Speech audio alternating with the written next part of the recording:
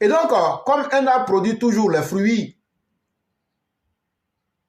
qui vont avec lui, le sujet numéro 5, c'est le Soro Show, que j'ai intitulé « Un fugitif devenu fantôme ».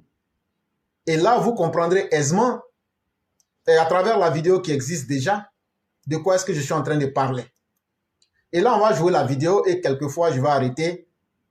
Sinon, tout ce qui est dans la vidéo, pour tous ceux qui sont des véritables élèves de la classe, c'est des choses qu'on a eu à dire en temps réel. Ce n'est pas surprenant pour nous, donc je n'en ferai pas un commentaire assez long.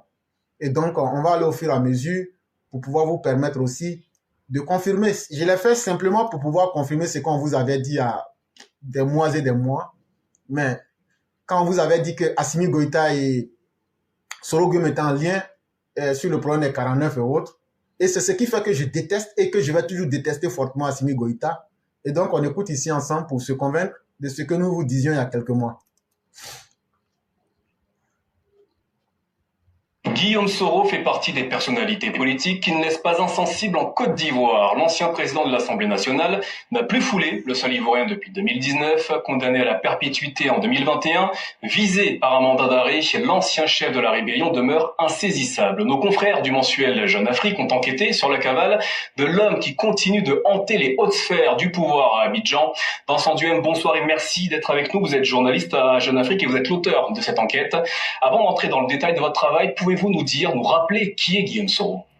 Guillaume Soro s'est d'abord fait un nom après avoir été un leader étudiant en tant que chef de la rébellion dans les années 2000. C'est à ce moment-là qu'il a commencé à côtoyer des chefs d'État africains, qu'il en a impressionné certains par son courage, son bagou. Et après, il est entré en politique. Il a été ministre, premier ministre de Laurent Gbagbo, puis de Alassane Ouattara, après avril 2011. Et enfin président de l'Assemblée nationale. Et pendant toutes ces années, il a caressé le rêve et l'espoir de devenir à son tour président, de succéder à Alassane Ouattara. Il était persuadé que c'était son destin. Même il assurait qu'on lui avait promis, qu'Alassane Ouattara lui avait promis directement. Et puis à un moment, il s'est rendu compte que le chef de l'État ivoirien avait d'autres plans. Et il a décidé de prendre son indépendance pour se présenter à l'élection présidentielle d'octobre 2020. Et c'est là qu'il y a eu la cassure avec le pouvoir ivoirien, et c'est là que ces débats ont commencé. Et donc, à l'entame de l'article, on dit comme ça que Soro Guillaume hante le gouvernement ivoirien. Je crois que ça lui fait plaisir. Hein. C'est comme si on dit, entre un fantôme et celui que le fantôme poursuit, je crois que celui qui a peur, c'est l'être. Je crois que s'il y a quelqu'un aujourd'hui qui est hanté, c'est le gouvernement plutôt qui hante Soro Guillaume. Sinon là, s'il est un vrai garçon là, pourquoi il se cache? Pourquoi il fuit? Pourquoi il demeure en exil? Alors que l'invitation lui a été faite de rentrer. Et donc là, j'aimerais corriger cette réalité-là pour dire qu'il ne faut pas lui faire le plaisir qu'il faut parce qu'en réalité, s'il était vraiment celui qui hantait le pouvoir d'Abidjan, il serait déjà assis au palais de la République pour boire du thé et puis continuer à massacrer les Ivoiriens. En réalité, celui qui est hanté aujourd'hui, là, c'est celui qui crie qu'il est en exil alors qu'il y est de façon volontaire. Et c'est celui-là aussi qui dit que si tu ne te reproches rien, tu dois venir affronter la justice. Ce sont ces méfaits qui le hantent, qui font qu'il ne veut pas venir affronter la justice, parce que le même Alassane Ouattara lui a dit, il peut rentrer en Côte d'Ivoire pour venir affronter la justice. S'il n'a rien fait, il sera blanchi. Donc, ce sont ces méfaits, ces mauvaises actions qui le hantent. Et donc là, ce n'est ni le gouvernement, dans un certain sens, ou encore moins quelque chose d'autre qui hante Soro Guillaume.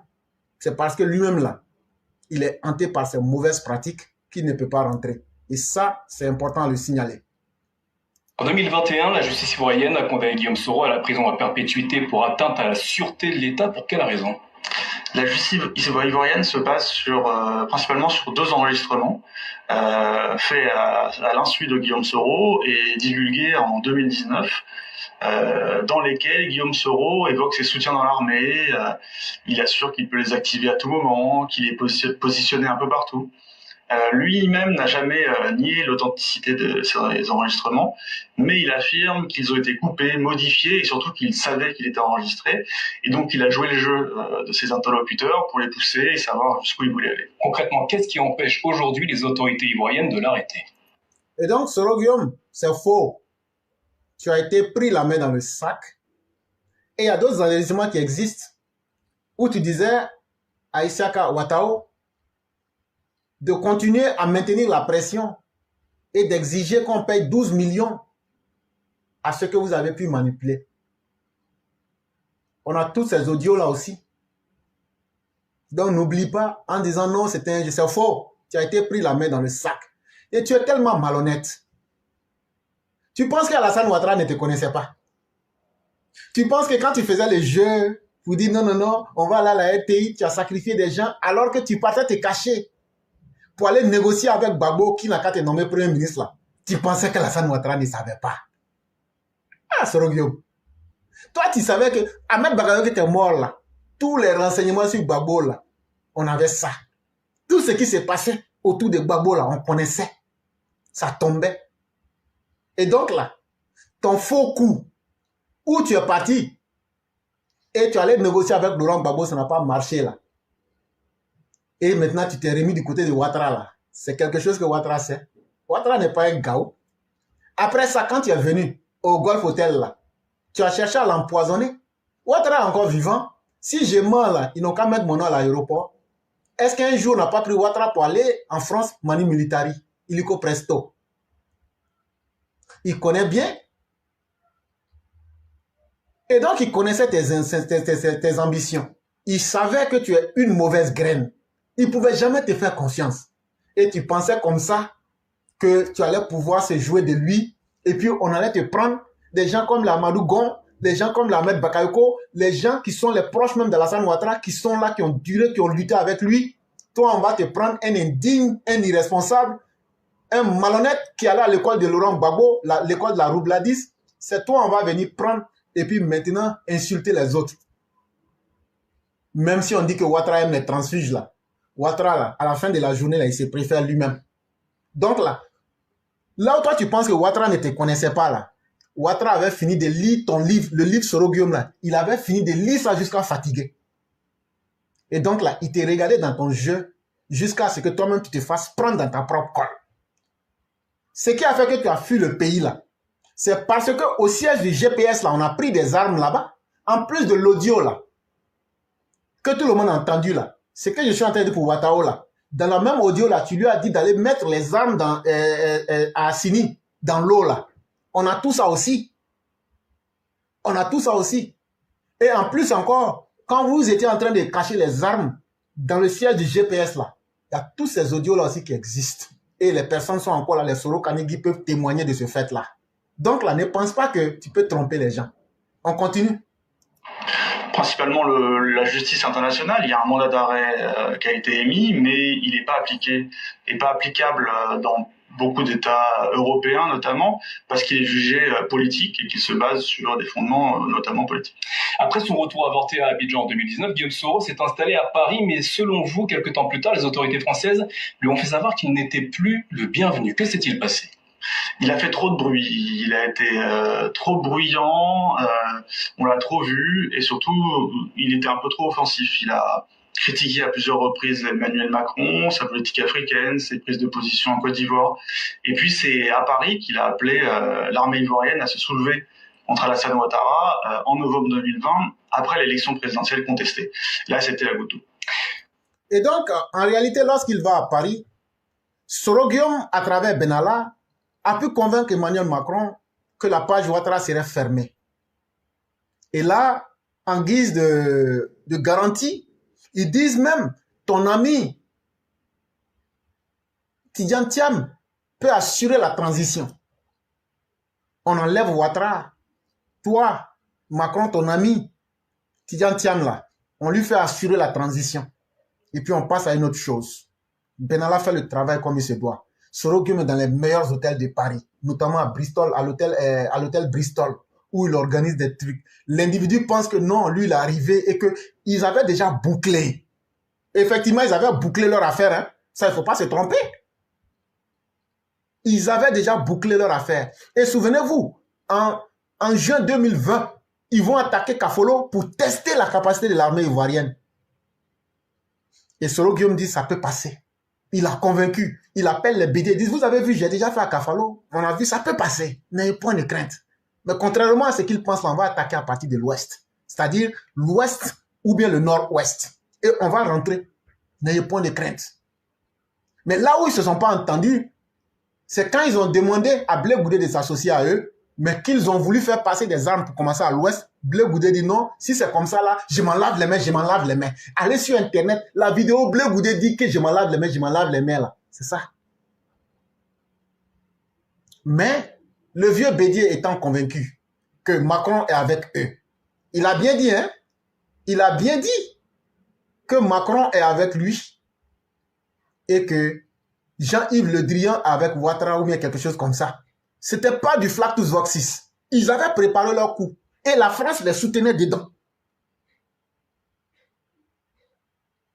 En réalité, les États n'ont pas d'amis, les États n'ont que des intérêts. Et donc, c'est dans ce contexte-là qu'ils vont lancer la machine mortifère pour essayer de déstabiliser le pays. Et avant de faire cela, il va aussi prendre le temps d'informer le président de la Cour constitutionnelle qui vient de quitter. Il va lui dire, il faut que tu quittes ton poste, tu fuis pour aller à l'ambassade des États-Unis et puis tu vas aux États-Unis. Quand le monsieur dit non, il rappelle le monsieur, lui dit, il va falloir que tu fasses une lecture où tu élimines Alassane Ouattara de la compétition. Et moi-même, j'ai déjà des gens positionnés qui vont t'aider à t'exfiltrer. Et comme ça, tu rentreras dans l'histoire. Le monsieur, comme lui, il sait que ce n'est pas le papa de Soro Guillaume qui l'a fait partir à l'école et qu'il est digne là, il est resté. Quand le même Soro Guillaume a vu que ça n'allait pas marcher et que Kakabe allait être candidat, il a appelé Kakabe. Il a menacé Kakabe de mort. Kakabe est encore vivant. Si c'est que j'ai dit au faux, il peut poser plainte. Il a menacé Kakabe. Il a menacé Kakabe de mort. Donc c'est de cet individu-là qu'on vous parle. C'est une machine extrêmement dangereuse. Un semeur de mort. Il faut s'en méfier. Mais on continue toujours avec l'article. On apprend dans votre enquête que l'ex-premier ministre ivoirien s'est rendu à Dubaï entre avril et juin l'an dernier, au point d'attirer l'attention des services de renseignement ivoiriens. Qu'est-ce que cette destination a de particulier ? Dubaï, c'est depuis quelques années un point de passage obligé de l'élite africaine, notamment pour ses opportunités d'affaires et aussi parce que c'est un hub central au Moyen-Orient. Pour les autorités ivoiriennes, il s'agissait de savoir s'il avait des connexions sur place, d'où il venait, où est-ce qu'il allait. Et c'est pour ça qu'elles ont interrogé les renseignements à Dubaï pour essayer d'avoir un peu plus d'informations. Vous expliquez également que Guillaume Soro s'est rendu en toute discrétion à Moscou, c'était entre juin et juillet 2022. Et donc, en toute sincérité, lorsqu'il s'est rendu à Dubaï, moi, je n'avais pas l'information. Là, je ne savais pas. Mais vous vous souviendrez que lorsqu'il était à Chypre et autres, il faisait des mouvements pour aller en Suisse, je pense. Il y a une ancienne danseuse d'Aïcha Koné là-bas. Effectivement, on était au courant de tout ça. Mais en toute sincérité, quand il va partir à Dubaï, là, moi, je n'avais pas de renseignements sur ça. Et donc, je ne peux rien dire sur ça. On va donc évoluer. Pourquoi ce voyage a-t-il retenu votre attention ? Bon, il faut dire que personne n'est interdit, aucun homme politique n'est interdit d'aller en Russie, mais dans le contexte actuel, se rendre à Moscou, rencontrer le vice-ministre des Affaires étrangères, c'est pas anodin, il y a un contexte mondial particulier, et sur le continent, une guerre d'influence entre la Russie et la France, et donc c'est un peu un positionnement politique. Et donc, quand il est allé en Russie, là, il y a un homme politique de Laurent Gbagbo, j'oublie son nom là, il est maintenant en Russie comme conseiller aux affaires africaines, à côté du Kremlin là-bas. J'oublie son nom. Il était en Guinée aussi. Ceux qui ont le nom peuvent me le donner. J'oublie son nom. Non, je parle de l'homme de Gbagbo là, qui était conseiller de l'ancien président qui a été déchu de la Guinée là. Don Melo, voilà, Don Melo. Et donc, il a rencontré Don Melo là-bas et ils ont tracé des stratégies. Et donc là, ce que beaucoup ne comprennent pas aujourd'hui, quand on voit, regardez aujourd'hui sur la toile, tous les pro-Soro sont devenus pro-Gbagbo. Je dis bien sans exception. Tous les pro-Soro sont devenus des pro-Gbagbo. Ce n'est pas rien. C'est que l'individu ayant compris qu'il a été isolé, qu'il a été affaibli et qu'il ne pourra plus seul là, Aujourd'hui, il n'a qu'une seule obsession, abattre l'homme Ouattara, quelles que soient les circonstances et les conditions. Il s'en fout, même s'il doit abattre Ouattara, et puis lui-même va en enfer, là, il est prêt pour ça. Et donc aujourd'hui, là, il a dit à Don Melo que lui, là, il ne veut qu'une seule chose, comment se venger d'Alassane Ouattara. Parce que s'il arrive à se venger d'Alassane Ouattara, ça aura un double impact.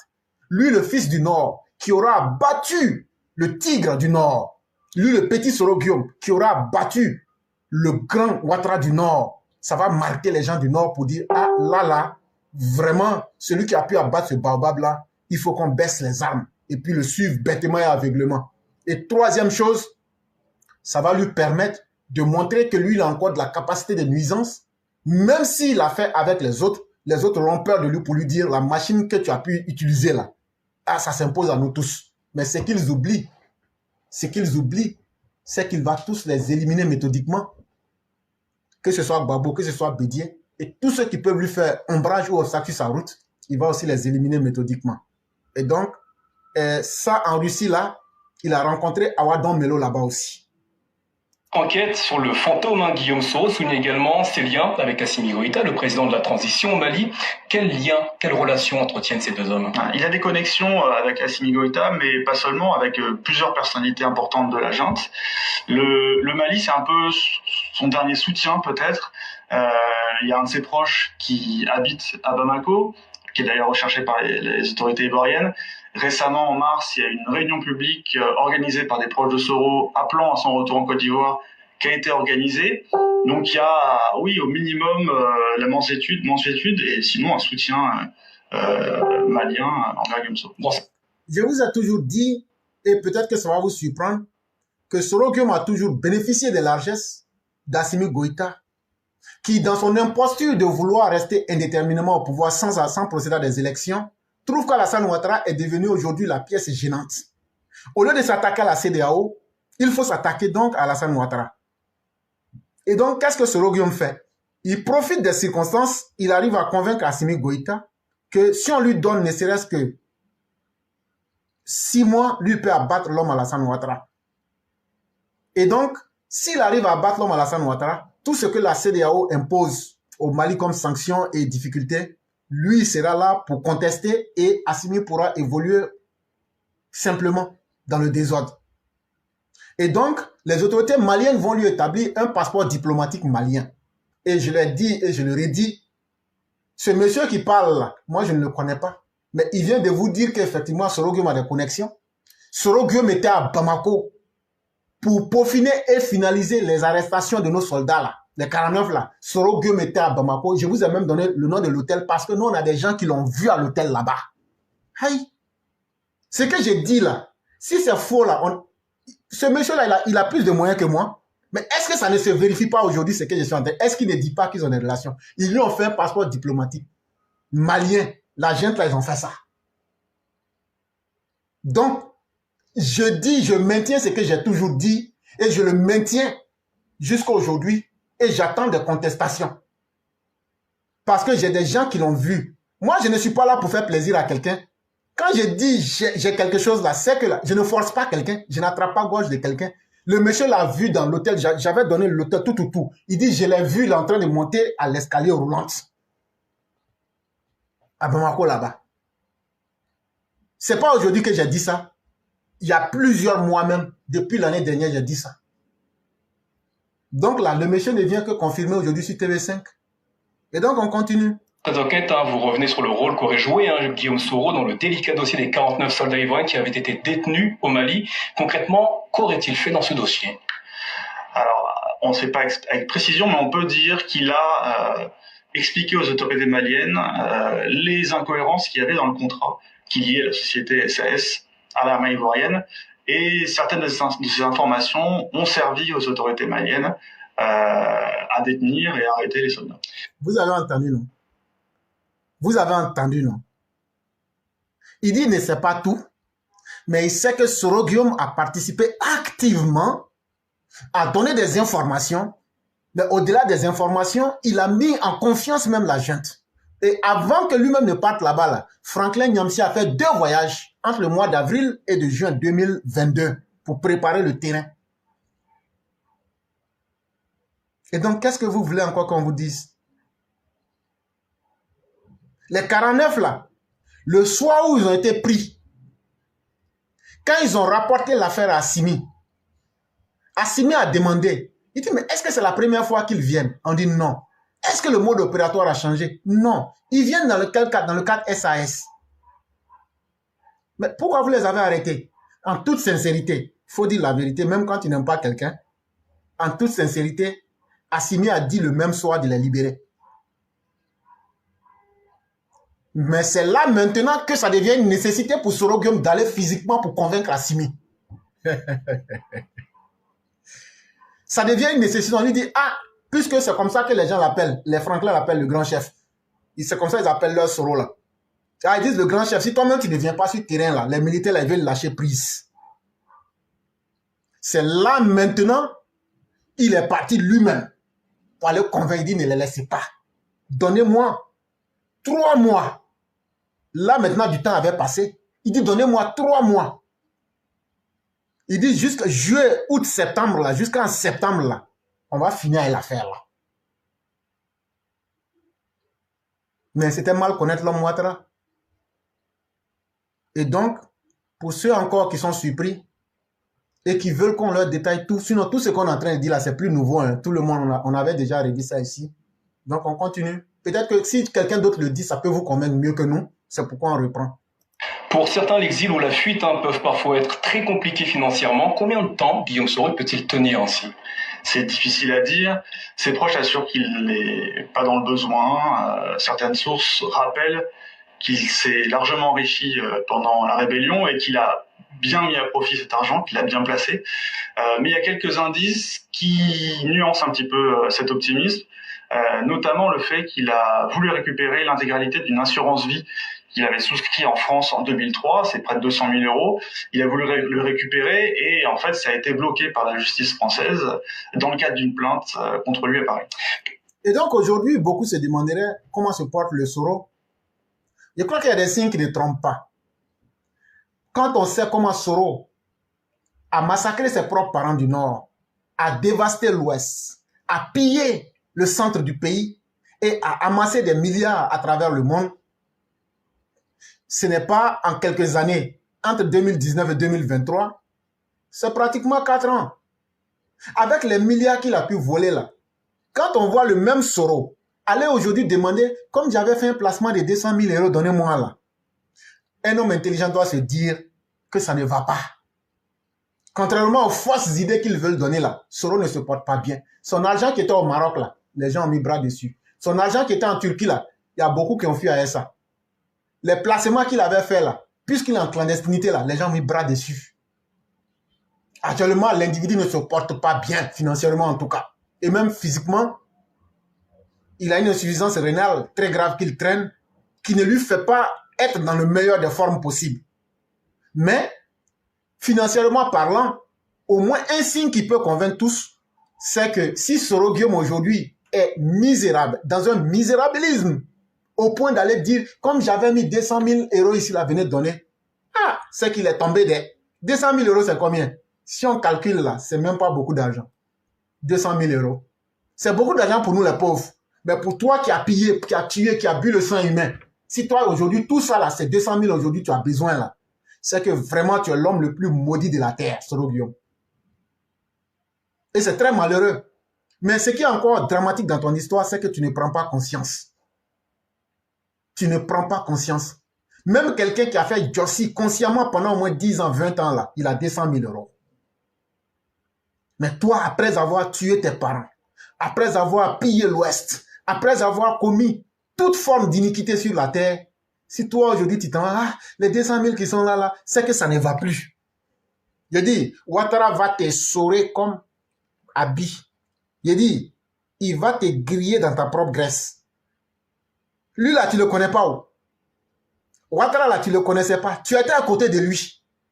Être à côté de Dieu et puis dire je connais Dieu là, c'est deux choses. Mais je dis, il va te braiser dans ta propre graisse. Toi-même là, même les mendiants là, tu vas dire vraiment si tu savais, tu n'allais pas faire. C'est pourquoi Ouattara prend, je vais te dire la vérité, hein.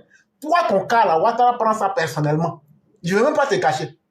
Parce que tu es un enfant impoli, un enfant mal élevé, et un raté de la vie. Tu es un raté de la vie parce que si toi, Soro Guillaume, tu avais été quelqu'un de normal là, on ne souhaite pas la mort des uns et des autres. C'est des facteurs qui sont au-delà des compétences humaines. Mais aujourd'hui, avec la mort d'Ahmed Bakayoko et d'AGC là, sans même faire palabre là, tu serais aujourd'hui en pole position. Tu es un enfant maudit parce que dans la vie d'un homme, quand tu vas au sommet et puis tu te retrouves dans une dégringolade pour revenir dans le fracas dans lequel tu te trouves aujourd'hui, c'est un signe de malédiction. Et tu es un enfant mal élevé parce que tu prends le temps, malgré que tu sais que ce que tu es en train de faire ne ressemble pas à la culture du Sénoufo du nord de la Côte d'Ivoire, tu insultes tes aînés. Il n'y a aucune culture de Sénoufo qui encourage ça. Il n'y a aucune culture du nord qui encourage ça. Mais toi, tu te dis, comme je suis du nord là, je vais démystifier un vieux. Mais il y a vieux et puis il y a vieux. Alassane là, c'est son corps qui est vieux. Mais coup de poing, il a mis dans ton ventre et puis tes côtes là. Tu es en train de vomir ces 200 000 euros, tu veux. Tu penses que lui, il est un gogo comme une vieille caracasse comme les Bédier et autres là. Tu penses que Alassane Ouattara, c'est ton ami, comme ce que tu faisais à Gbagbo pour aller jouer billes avec lui pour le blaguer là. Tu penses qu'Alassane Ouattara, lui, il a fait le tour du monde, il a travaillé partout, c'est un grigou. Lui, il sait où il va. Et c'est pourquoi là, il t'a déculotté puis il t'a fessé correctement. Mais ce que je te dis là, Alassane Ouattara ne va pas te laisser. Ça là, Alassane Ouattara même là, il peut même nommer aujourd'hui Gbagbo président de la Côte, mais toi là, il ne va pas te laisser. C'est moi, je te dis ça. Donc là, quand tu te caches pour aller demander pardon à TBO et puis des trucs là, tu es en train de perdre ton temps. Et puis tes membres là, tes gars, ils sont en train de négocier, ils sont en train de revenir. Ça, c'est leur problème là-bas. Moi, ça ne m'intéresse pas. Et puis les gars de Boaké disent qu'ils t'attendent toujours. Ça aussi là, il faut qu'on leur dise. Quand tu as trompé les gars et puis tu as fait abattre les gens, tu as mis 3 coups de roquette et puis tu as menti que c'est les gens des casques qui avaient fait ça là. Les gars là, quand ils ont vu la vérité là, ils disent ils t'attendent. Les gars aussi de Korogo aussi t'attendent. Les gars aussi d'Ibé t'attendent. Tous ceux-là t'attendent. Les gars de Blé Goudé, Babo, Simon là aussi disent qu'ils t'attendent aussi. Donc on va voir de quoi demain sera fait pour toi. Pourquoi Guillaume Soro ne tente-t-il pas tout simplement de se réconcilier avec le président ivoirien? Je ne sais pas s'il est têtu ou s'il estime vraiment qu'il est dans son bon droit. Depuis plusieurs années, il n'en démord pas. Il estime qu'il est victime d'une cabale politique, qu'on veut seulement l'empêcher de se présenter à l'élection présidentielle. Mais toi-même là, tu as quel auditoire? Tu as quel capital humain derrière toi? À part les enfants mal élevés de la cité, à part les ratés de la vie, les prostituées en manque de succès, qui deviennent aujourd'hui tes communicants, des soulards, des ignares, des ratés de la vie, des déchets humains, des pourritures de la société qui se mettent ensemble pour dire qu'ils sont derrière toi. Mais depuis qu'ils sont avec toi, là, ça t'a amené où? Si ce n'est que dans la déchéance. Sur Facebook, où tu avais des milliards de vues, là, où tu avais créé une université sur Facebook, là. Aujourd'hui, où en est-on avec ton université? Aujourd'hui, où en est-on avec tes 10 milliards de vues? Soro Guillaume, tu peux mentir à tout le monde, mais tu ne peux pas mentir à Dieu. Facebook, là, toujours nous amène ici des trucs. Moi-même, là, si Facebook même me bloque, là, c'est parce que je ne veux pas faire commerce avec eux. Sinon, là, pour booster une page, là, quand on finit une émission, là, il dit, si tu veux booster, là, on te donne le nombre de personnes, là. On dit, si il y a pour $10 dedans, il y a pour $14. Plus tu donnes, on peut booster le nombre. Eux, ils sont dans leur commerce. Donc, pour avoir 10 000 vues, là, il suffit de leur donner un peu d'argent, là. On met le chiffre, ça apparaît, c'est tout. Donc là, tu te blagues toi-même. Tu ne peux pas blaguer quelqu'un. Ce que je vais dire là, tu n'as aucun électorat. Dis-moi aujourd'hui là, ce que le Nord a eu à Ouattara là, tu penses que c'est toi comme ça, pendant 10 ans qui a détruit le Nord là. Tu n'as même pas pu construire un puits, une école là. Même si on dit que les gens du Nord sont bêtes, ce qui n'est pas, c'est une supposition. Supposons que toutes les filles et tous les fils du Nord soient devenus bêtes. Mais les 10 ans que toi tu as fait, avec ta rébellion là, les conséquences que tu leur as apportées là, ils voient ça. Et les 10 ans que Ouattara est venu au pouvoir là, il y avait beaucoup de localités du Nord, il n'y avait pas courant, il n'y avait pas l'eau, il n'y avait pas route, il n'y avait aucune commodité de la vie moderne. Ils ont ça aujourd'hui. Tu penses que eux, ils vont laisser Ouattara, toi tu vas venir l'humilier et puis venir les mettre encore, chaque jour c'est leur vie qui est menacée. Tu vas prendre les gens pour aller arracher leurs femmes, les frapper, les martyriser. Même si on dit que les gens du Nord, là, ils ne connaissent pas Kilo, là. Sac rempli d'anacards, là, ils connaissent. Leur bonheur, là, ils savent que c'est Ouattara. Parce que leur malheur que tu as été, là, ils t'ont vu en action avant Ouattara. Donc là, il ne faut pas te donner l'importance que tu n'as pas. Tu n'as aucun électorat. Tu n'as que Facebook, des vues qui sont payées. Mais ça ne peut blaguer que les Gawa. Les Gawa, en réalité, c'est ce qu'on appelle chez nous les Ivoiriens, les ignorants et les ineptes, mentalement parlant. Et il ne veut pas s'excuser, il ne veut pas faire ce que beaucoup d'opposants ont fait. Il reste droit dans ses bottes. Pourtant, le pouvoir ivoirien ne cesse de plaider en faveur de la réconciliation nationale. Charles Bleudet en a bénéficié. Pourquoi Guillaume Soro ne pourrait-il pas en bénéficier? À l'heure actuelle, si Guillaume Soro rentre en Côte d'Ivoire, il va en prison. En fait, c'est le message qui a été passé depuis plusieurs années par Alassane Ouattara en privé, par ses proches. Le cas Soro, il a été évoqué plusieurs fois entre Alassane Ouattara et ses prédécesseurs, Henri Konan Bédié et Laurent Gbagbo. À chaque fois, le président ivoirien a été ferme. Il fait du cas Soro une ligne rouge. Il veut pas faire de concessions. Il y a de l'intime. Il s'estime trahi. Ça fait plusieurs années que ses proches lui assurent que Guillaume Soro est derrière des tentatives de déstabilisation. Parfois, c'est légèrement avéré, d'autres fois non. Mais il y a de l'intime au-delà du factuel. Vincent Duhem, merci d'être venu. Et donc, on termine pour dire comme ça que le président Ouattara n'est pas Gawa de quelqu'un, il n'est pas Nyata aussi. Il t'a vu comment tu as roulé Laurent Gbagbo dans la farine. Je t'ai rappelé cela. Il a vu en octobre 2020 comment tu t'es joué de Bédié pour lui faire perdre plus de 6 milliards. Il a vu comment tu t'es joué. Tu as tué Ibé devant lui. Alors qu'Alassane Ouattara a demandé de sauver Laurent Gbagbo, toi tu as tué Ibé. Alors que Ibé voulait seulement rencontrer le président. Ibé est mort, hein. Mais il a dit quoi? Je vais simplement rencontrer le président. Mais parce que si Ibé rencontrait le président pour dire certaines vérités là, tu tombais. Alassane Ouattara n'est pas bête. Il a vu ça.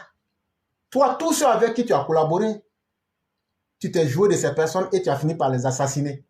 Et tu penses que Ouattara va tomber dans ce panneau-là avec toi? Tu t'es trompé. Mais ce que tu ne sais pas là, toi, ton cas là, Ouattara, il a déjà dit ça. Et ceux qui viennent pour jouer les sorciers, non, il faut les laisser rentrer. En réalité, quand les Bédié et les Gbagbo disent de laisser Soro rentrer là, c'est pour venir s'ajouter à eux pour faire du mal à Ouattara. Même si on dit que Ouattara n'est pas intelligent là, il sait comment il va traiter ton cas. Parce qu'en réalité, c'est sur toi que eux tous comptent aujourd'hui. Mais toi, ton cas là, c'est pourquoi aussi il sera corsé. Maintenant, qu'est-ce que tu as fait? Tu as demandé à tes cyberactivistes, puisque l'argent ne tombe plus, de vendre leurs services soit à Simone Gbagbo, mais à Bédié et Gbagbo surtout. Ils sont devenus tous subitement des communicants, au point qu'aujourd'hui, c'est eux qui se rendent compte que la rébellion a été la pire des choses qui a pu exister, et qu'aujourd'hui, ils disent tout, et ils sont en train de refaire l'histoire. Mais je te dis, dans votre alliance-là, chacun veut se jouer de l'autre. Dans les deux camps, on vous regarde dedans.